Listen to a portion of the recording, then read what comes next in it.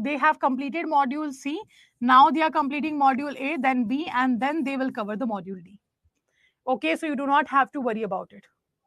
So these 3 modules you all will study in a merge batch. Clear now? I hope now should not be any kind of uh,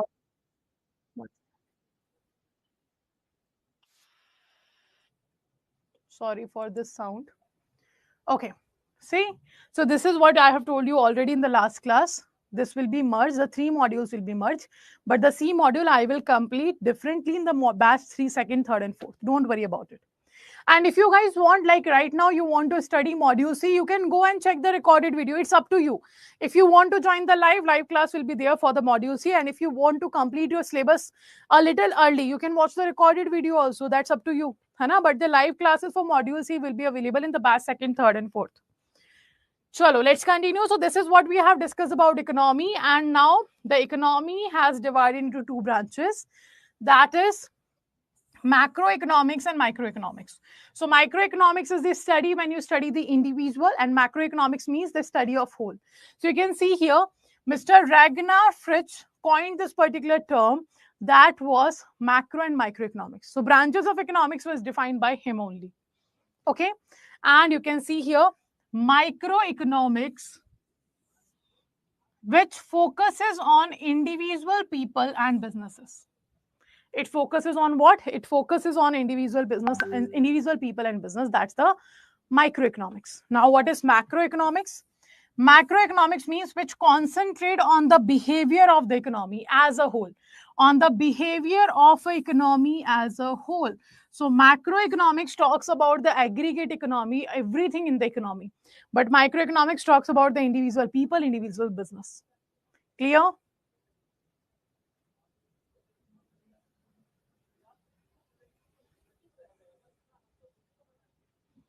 Now we have a certain definitions of economics. The 4 major economists are there who has given the definition of economics on the basis of their study. So we have first Mr. Adam Smith. Mr. Adam Smith is known as the father of economics. He is known as the father of microeconomics also. So Mr. Adam Smith has given us the wealth definition of economics. He said that the study of science of wealth is economics. Clear? The second definition was given by Mr. Alfred Marshall. Mr. Alfred Marshall has said that the economy's definition is welfare definition.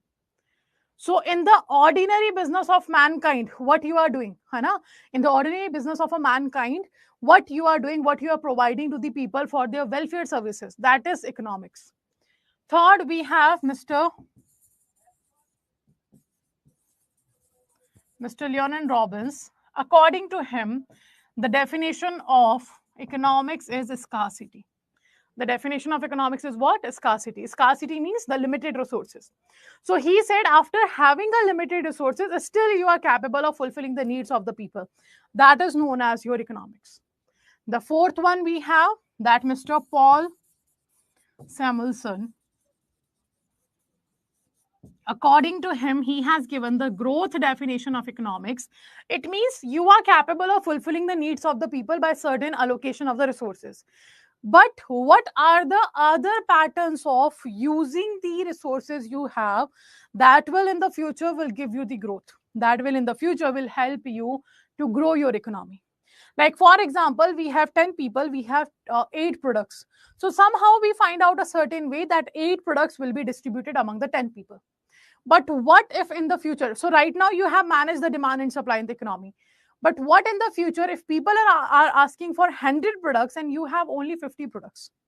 Then how you will manage this situation? You have 50 products, people are 100. So you have to find out the pattern of employing your resources so that in the future you will be able to achieve the maximum requirements of the country. And this growth will depend on the pattern of employing your resources. That's what Mr. Paul Samuelson has said. So these are the 4 definitions, a very important definition that can be asked in the paper also. By the name of economist, you have to remember this. You should remember who has given the wealth definition. You should remember Who has given the scarcity definition? So direct question, one-liner question can be asked from this. Clear? So this is the idea of economics that I have given you. This is what? This is the idea of economics I have given you. Should we move forward? Let me know.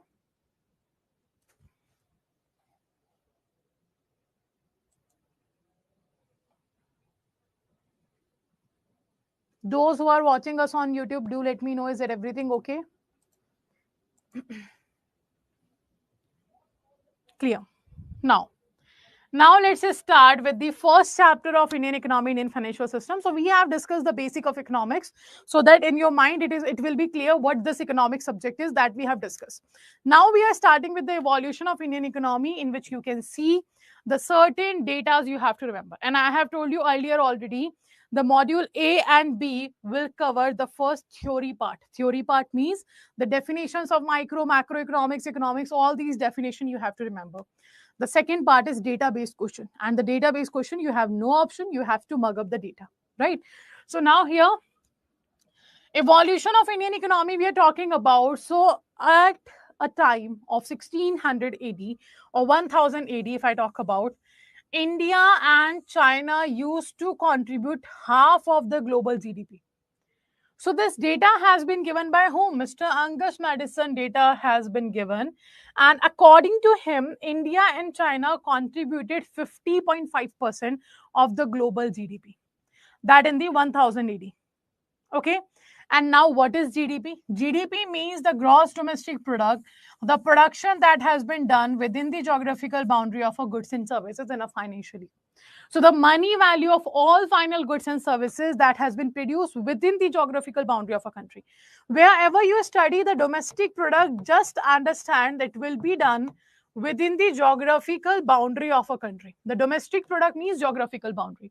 Whatever production you have done under the geographical boundary of a country, that will be known as your domestic product.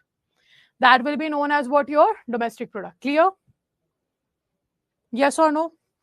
So whatever production in India happened in a financial year, doesn't matter who produced the goods.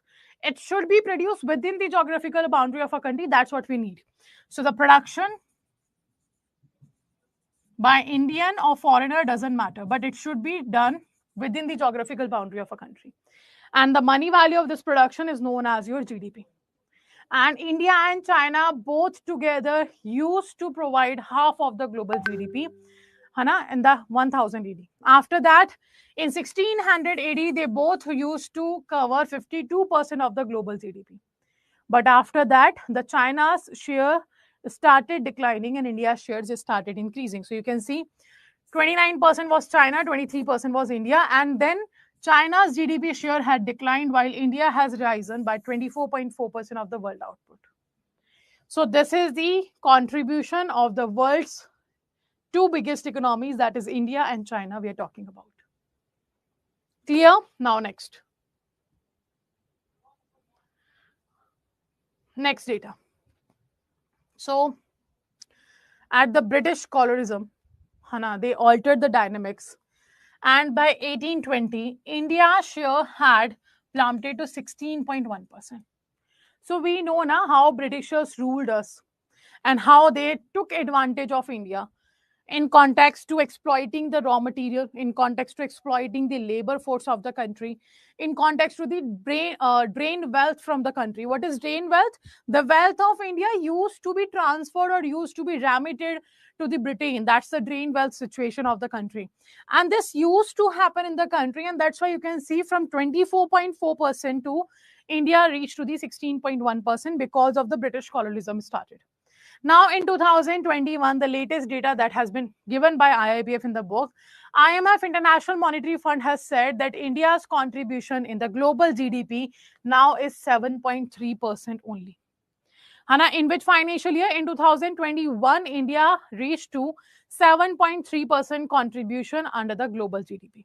So however, in terms of GDP purchasing power, India is ranked third in the world only after US and China. Clear?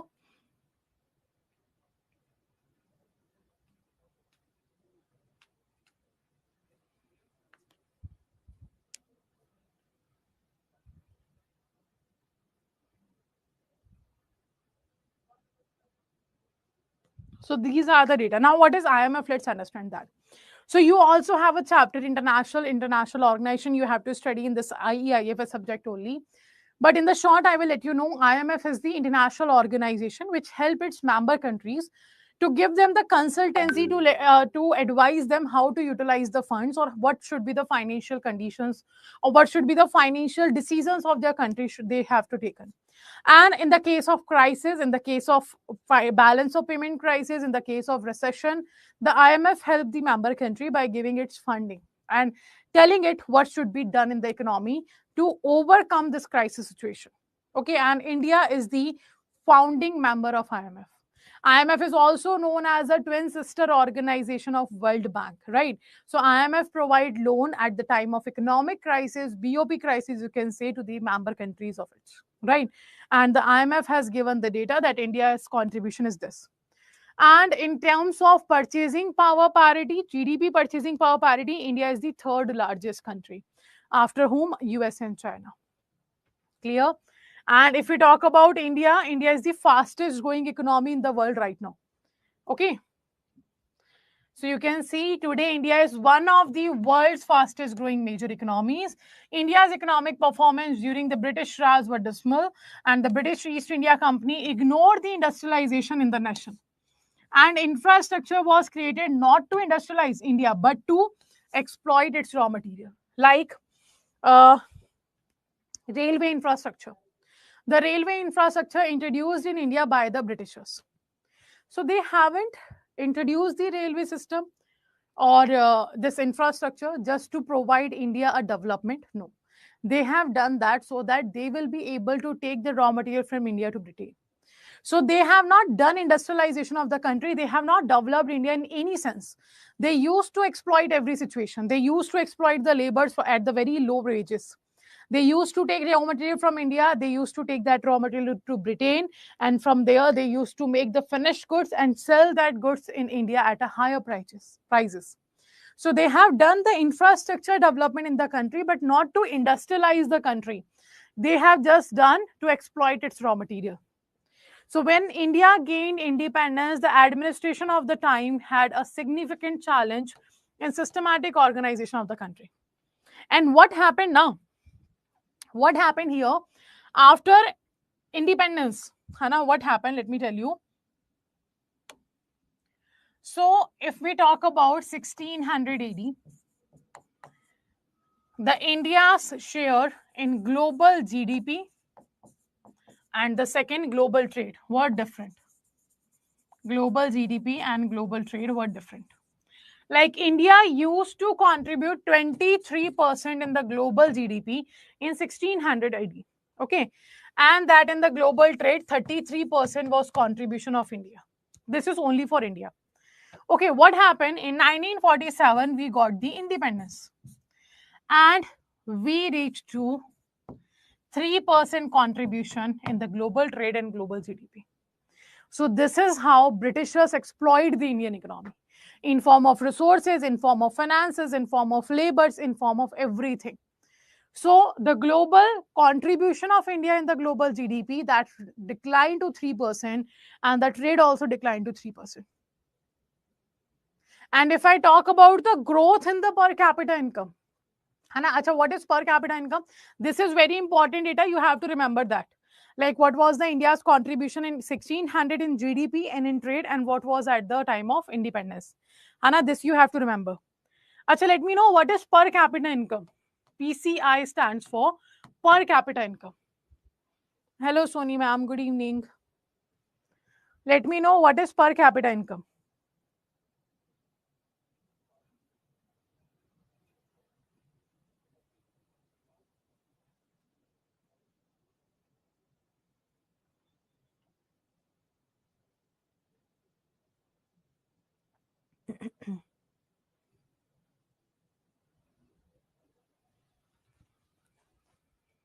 If you do not know the any term, just write don't know.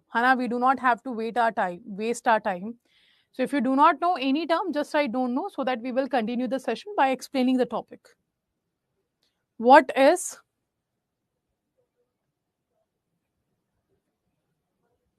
financial person consumption in 1 year?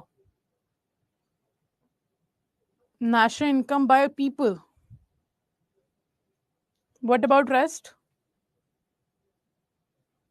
So if I talk about the per capita income means the per person income of a country. That will be calculated by national income divided by total population.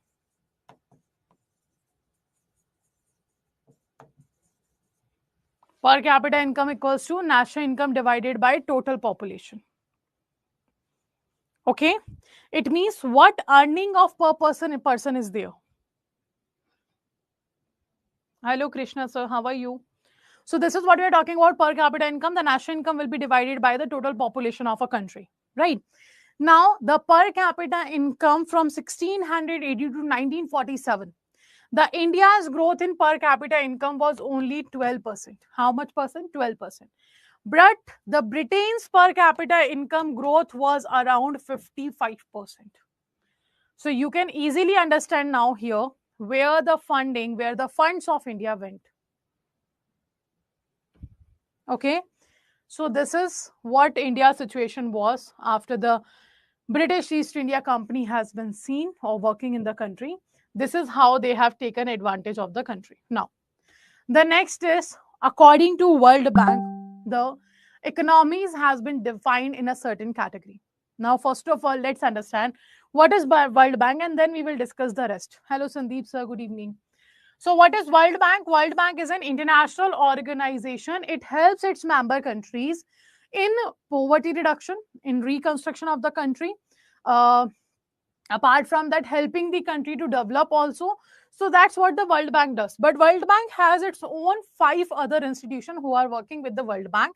That is IBRD, International Bank for Reconstruction and Development. Second, we have International Development Association, International Finance Corporation, Multilateral Investment Guarantee Agency, and International Center for Settlement of Investment Disputes. These are the 5 institutions of World Bank. Clear? These are the 5 institutions of World Bank: IBRD, IDA, IFC, MEGA, and ICSID. Clear to all? Now, see, IBRD is known as lending arm of World Bank. IDA known as soft loan window of World Bank. So they all are working with World Bank, to help their member countries in the poverty reduction, in second I can say in the reconstruction of the country, in the development of the country. Okay, and they work for different purposes. Now, if I talk about World Bank, India is the founding member of World Bank. Founding member means the year in which World Bank was established, India was the one of the member which was there at the time of establishment. And this is because of the Britishers. If Britishers were not there in the country at the time of its establishment, maybe India won't become at that time the member of IMF and World Bank. So India is founding member of World Bank as well as IMF here. Now, if I talk about the other institutions of World Bank, India is member of 4 institutions out of the 5. Okay, that is IBRD, IDA, IFC, and MEGA. India is the member of these 4 institutions. But if someone asks to you, if the question asks like India is the founding member of which of the following World Bank's institutions? So India is the founding member of only 3: IBRD, IDA, IFC. These 3, India is a founding member, and in case of MEGA, India is only a member. And India not a member of ICSID, not a founding member, nor a member of ICSID. So these 4 institutions India is member of, and these 3 institutions India is a founding member of. Now, on the study, World Bank has given us a certain data in which World Bank says that the country has been classified on the basis of the per capita income. And there are 4 categories. The first category is low income countries, lower middle income countries, upper middle income countries, and higher income countries. These are the 4 countries, right? So what are lower middle income countries? They have a certain range. The range World Bank has given those countries whose per capita income comes between $996 and $3,895, those countries will be a lower middle income country. And what is India's per capita income? India's per capita income is $1,891. And that's why India comes under the lower middle income country of World Bank. So this is the data you have to remember. Do remember the 4 categories that World Bank has defined. Then remember what is the category of India. Then remember the range of the per capita income here. And also these institutions of the World Bank. Clear? All this you have to remember. Now next. Indian economy in terms of purchasing power parity. So purchasing power parity case, India is the third largest economy in the world. But Hana, in case of purchasing power parity, India is the third largest country after USA and China. But in case of per capita income, India is ranked very low because India is under the lower middle income country. So the low per capita income is mainly attributed to the high levels of poverty, unemployment, and illiteracy. Okay, so the low per capita income is what is mainly attributed to the high level of poverty, unemployment, and literacy. Now, what does this mean? What this particular statement means, let's understand that. 1 second. So we are saying that low per capita income can create a certain things. Now, what does low per capita income denotes? It denotes that people do not have job. That's why their earning is low. Means unemployment of the country was high. Obviously, when the unemployment is high, that's why the income is low. And if people do not have jobs, so it's very obvious they will be poor. So the poverty in the country is increasing. If they are poor, it means very obvious they will not be able to study. So literacy rate will be very low or illiteracy will be very high. Hai na? Now, if the per capita income is low, it means very obvious the national income of a country will be low. Because the per person is not earning that amount of money, so it is very obvious the national income will not be less, will not be high. Now after that, you can see here, if people are unemployed, they will not demand more goods and services. If I am unemployed, why would I ask for Ola or Uber or Rapid or any other platform to reach my home? Now, it's very obvious. I will take the public transport. I will go with the metro. I am unemployed. I can't afford the 600 or 700 rupee to go from Gurugram to Delhi or some other place. I can't afford that. I am only able to afford, let's say, 50 or 60 rupee ticket of the metro, and that's how I travel. But unemployment is there, it means people are not demanding goods and services. So in that situation, production will not be increased. Production level of the country will decrease because people do not have money. Because of the decrease in the production, the GDP of country will decrease, and so the economic growth of country will decrease. Okay, now people don't have money, they are not literate, they are unemployed, the income is not there, production is not there. It means the living standard of people will be low. People will have a low living standard. Obviously, I will not be buying the clothes from branded store. I would be purchasing clothes from footpath, like the persons who is selling at the footpath. I'm purchasing clothes from there. So it's very obvious your living standard will be low because you do not have money, you are not literate. And in this situation, the economic development of country will not be seen. So all these situations are related to your low per capita income. Let me know, is it clear? And this is how economics works. Hana, if you have this in your mind, I will be I will be reading the topics, and I will be able to mug up the concepts. I do not have to understand the concept. It will not work. This is how you have to link each and every terminology in a certain economics when you are studying it. And this is what the economics actually is, how the economy works, how they are going on.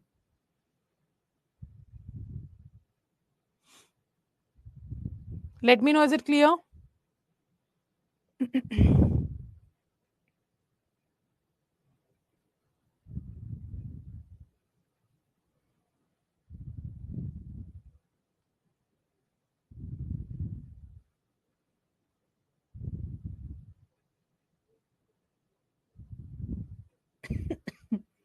Sorry.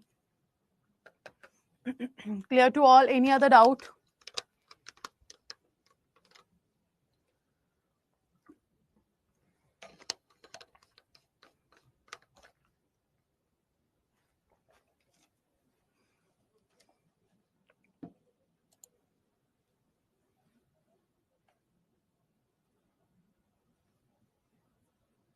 Good evening, Ashwin sir. Sandeep sir, there used to be, at that time, there was 48 countries who became the member, founding member, I can say. Hana, like USA is there, Japan is there, Russia is there, China is there. These were the country. Around 48 countries were there. Right now, they have 169 member countries. Okay, clear to all. Next. So the same thing, this statement says that the low per capita income is mainly attributed to high level of what? Poverty, unemployment, illiteracy. This can be seen very easily. Okay, now next. India was a backward nation at the time of independence. It was backward. You can see we only used to contribute 3% to the global GDP or to the global trade. So the government addressed that the development issues through the 5-year plans by setting targets and ensuring that the allocation of funds of development of various sectors will be done. So here it said that India was a backward nation. So we have to find out a certain way by which we will be capable of making India a certain developed country. We will be able to perform the development in the country. And that's how the Planning Commission came into the picture. So Planning Commission used to be there, which used to provide the 5-year planning to the country. Okay, Planning Commission was established in the year 1950, and this Planning Commission started making 5-year plans for the country, in which the development issues was discussed, and accordingly the plan was made for the next 5 years. So there are total 12 5-year plans that has been formed by Planning Commission, and the first plan came into existence in the year 1951. Till which year? 1956. The last plan was the 12th 5-year plan, which is started in 2012 and ended in 2017. So there are total 12 plans, and this was the first and last plan was duration. Now, if every plan was of 5 years, it means the total year the 5-year plan worked in the country was 60 years. But when you see from 1951 to 2017, 60 plus years can be seen here. It means there are certain gaps among the 5-year plans. So there used to be, or there are 3 gaps. The first gap was from 1966 to 69. That is known as plan holiday. Why this 3-year gap has been seen? The first reason, Indo-China War, 2 war was there. Indo-China War, India-Pak War, Pak War was there. Next reason, drought. Next reason, inflation. Prices were rising. Next reason, lack of resources. And the last reason, third 5-year plan failed very badly. So after these 5 to 6 reasons, it has been said you do not have resources, you do not have funding, you do not have, you are not able to control inflation. How you will run the next 5-year plan? So the 3-year plan holiday was taken, and that's the first gap between the 5-year plans. Second gap was between 1978 to 80, when Mr. Morarji Desai became the Prime Minister of the country from the Janata Party. So he said, we are going to make rolling plan, not the 5-year plan. We are going to make the rolling plans. And that's how yearly planning we started doing. Now the third, that is 1990 to 1992. The third gap is 1990 to 1992. And I think you know what happened between this gap. The liberalization, privatization, globalization policy was introduced. That was the economic reform of that time. So these are the 3 gaps between the 12 5-year plans of the country. Clear? And this was the first planning body of Government of India. After the independence, we got independence at 47. In 50, it was created. And this was the first planning body that worked till 2015, because the Planning Commission in 2015 replaced by Niti Aayog. So that's where we have seen that the planning was done to develop the country. Clear? Will you please explain triple B? Okay, 1 second. So I hope it is clear to all of you. Hana? Now next. What is triple P? Purchasing Power Parity. Triple P stands for 2 full forms. This abbreviation stands for 2 full forms: Purchasing Power Parity and Public-Private Partnership. Now, the public-private partnership means when the government and the private sector both are working together to finance a certain project. That's a public-private partnership. Okay. Purchasing power parity means you are studying or you are comparing the purchasing capacity of your currency. Let's say this pen is available in USA of $1. Okay. The same pen is available in India for, let's say, 90 rupees. Now, $1 equals to how much rupee right now is, let's say, 80 rupees. So $1 equals to 80 rupees right now, the exchange rate is. This pen, if you purchase in USA, you will have to pay $1. But if you purchase the same pen in India, you have to pay 90 rupees. It means when you compare the purchasing capacity of both the countries, you can see USA have a more purchasing power, because by paying less amount of money, he is getting the more goods. If I want to purchase this pen in India, I have to pay extra 10 rupee here if I exchange the currency. It means the purchasing capacity of dollar is high in comparison to rupee. And that's what the purchasing power parity is. Clear? Let me know. Purchasing power parity simply means when you compare the purchasing capacity of the currencies between a certain countries, like dollar to rupee, rupee to euro, euro to yuan, yuan to, let's say, renminbi, whatever the currency you are comparing, that's the purchasing power parity. Is it clear?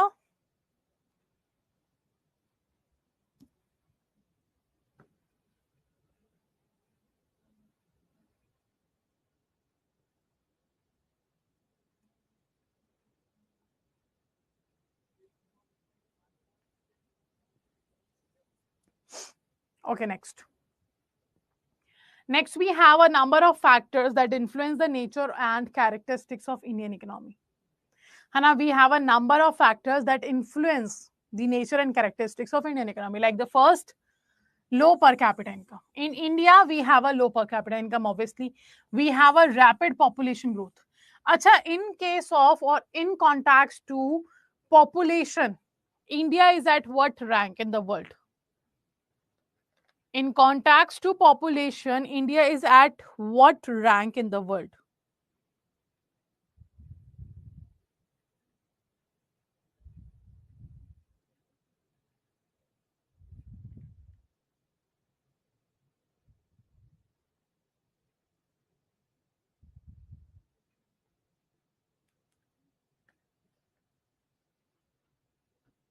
At the first rank. No, it's not second. From January 2023, India is the most populous country in the world. From which year? From January 2023, India is the most populous country in the world. Hana, it surpassed the China also.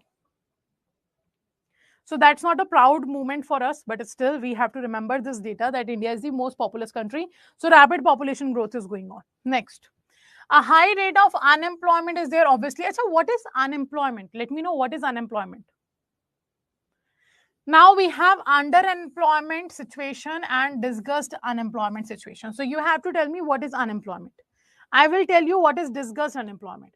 Discussed unemployment means when you have a surplus manpower. And that surplus manpower, I have written money, 1 second. And that surplus manpower is of no use in a company.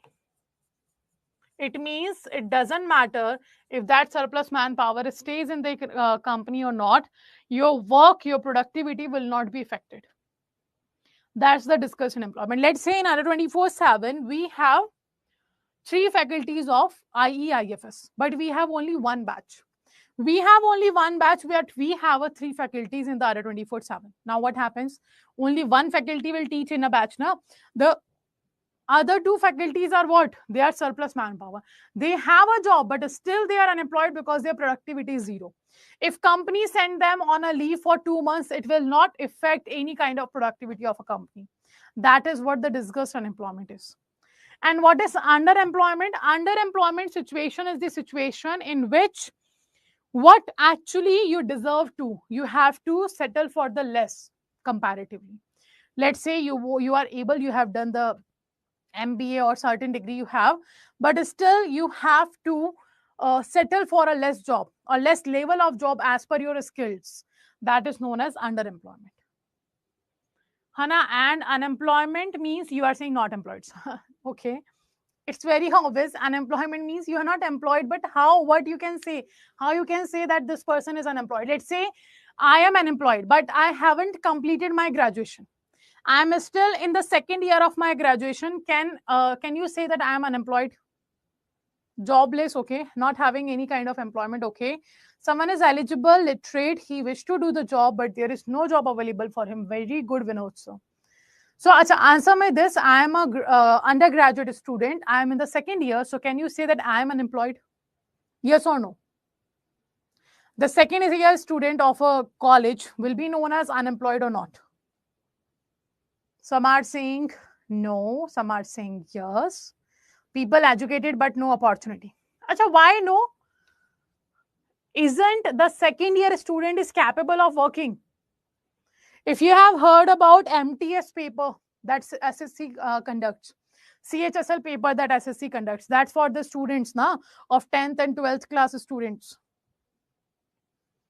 MTS for 10th students, 10th class, 10th passed student, and CHSL for the 12th passed student. Then the CGL is for the graduate student, na. But 10th and 12th, as per the SSC, that is means the 10th pass and 12th pass student are capable of working. So why I will not be unemployed? It's very obvious. It doesn't matter you have completed your graduation or not. It depends on the age group. According to National Sample Survey Office, it has been said that if a person belongs to the age of 15 to 64 years, and if he or she is not working, that person is unemployed. 15 to 64 years. Below 15, they are the children. Above 64, they are the senior citizen. But 15 to 64 years of working of the age group people should have a job. This is what the NSSO said. So if I am in a second year, obviously I have crossed the age of 15 years. So I am unemployed person. So you have to define on the basis of the age criteria, because it's very obvious at the national level you won't be able to count the employment unemployment data. It's not possible to go each and every household and asking how many people of you are working, what is the age group of you, how much you are earning. You can't calculate the macroeconomic data like this, you know. And that's why a certain age number has been given, 15 to 64 years. So now unemployment means that person uh, who uh, who is skilled, physically fit, mentally fit, looking for a job but still not able to find a job. That person will be known as unemployed. So there are four things.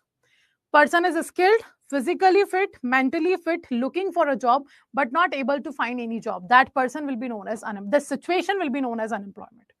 Hana? So do remember this also. And remember the age group I told you, 15 to 64 years. Now, these are the three terminology we have discussed. Now, excessive reliance on the primary sector, that we have already. India's 48% population got their earning from the agriculture sector. That is the reliance on the agriculture sector more than that should be there. Now, a vicious circle of poverty, obviously, the rising unemployment in the country. So, these are the certain factors which influence the nature and characteristics of our country, that is India. Okay, so RBI has given us a certain data on 15th of September 2021 related to macroeconomics. Like, what is the situation of your country in 2021? That has been given by India, and this is the data you can see. So macroeconomic aggregates we have, for which we have taken a base year of 2011-12. Can you tell me what is base year? Base year is also known as a reference year. What is base year? Acha, one more question I want to ask from all of you. Let's say right now we are in the year 2023. I purchased this pen in 2023 and this pen is of 100 rupee. This pen is of how much amount? It is of 100 rupee. Okay, in 2023. Now, do answer me, how much inflation is there in the country in 2023? How much inflation is there in the country in 2023? Let me know.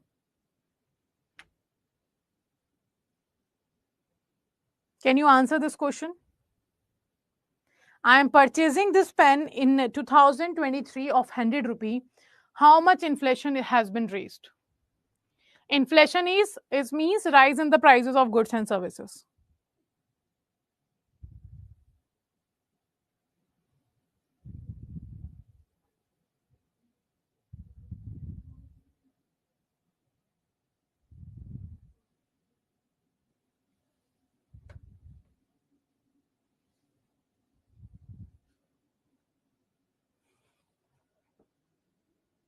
Okay, you can't say. No, Sandeep sir, no.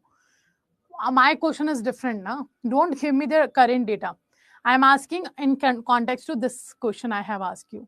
So you can't answer this because maybe in 2022 this pen was of 200 rupees. Now it is 100. So inflation was not increased, it was decreased. So you will not be able to answer until and unless you have the another value to compare. If you have another value to compare, then only you will let me know that prices are increased or decreased or inflation is there or deflation is there.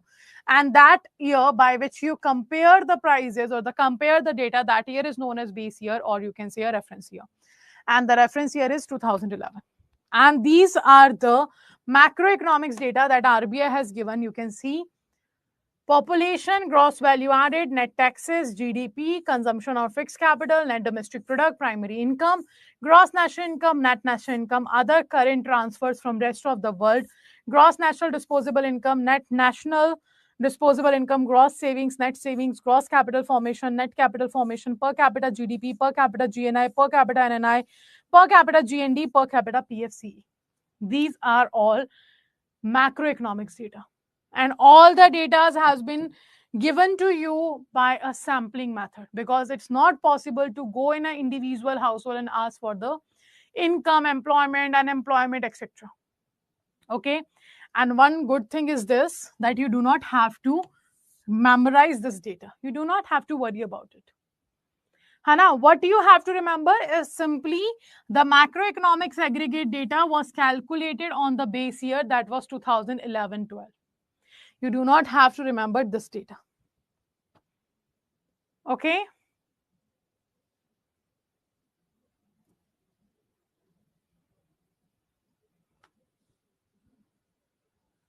Now, this is the detail we have discussed.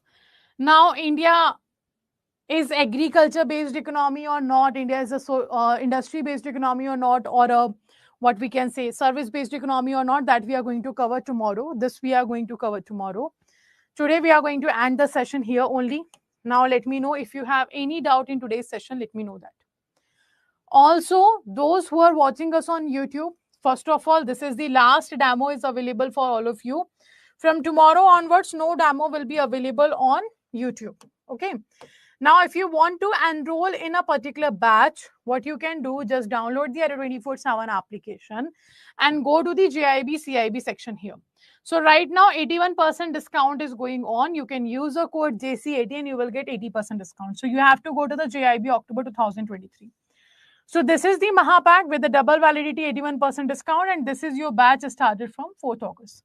So to enroll in any of the product, the process is same. Do click on the product, do check the offering in the particular batch.